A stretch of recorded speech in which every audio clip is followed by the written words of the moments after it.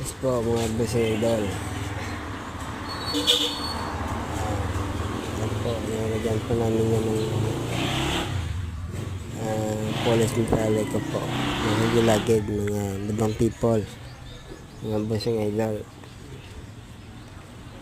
Stainless po yan eh.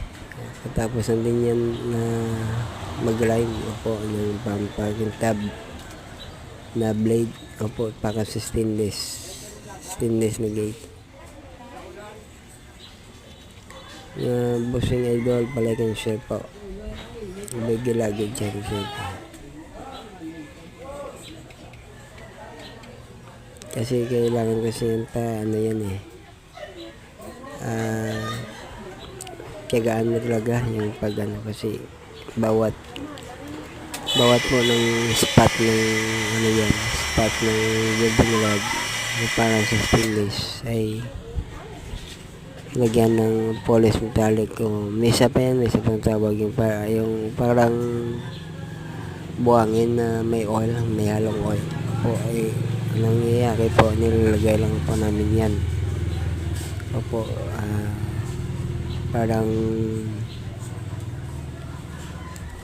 ano lang ba, pinipudlit lang po kung saan yung may kalawang, saan yung may spot, doon po namin nilalagay po. Tsaka few second, mga 3 second, 5 second, okay na po yan.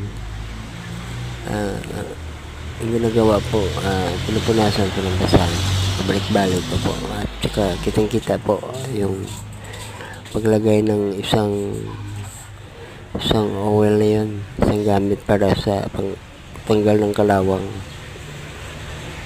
sa mga katulad nito stainless. Makikita nyo po actual na tanggal talaga po. Ano yan eh, yan po yung tsoka niya, parang buhangin na may halong oil po, kulay itik po.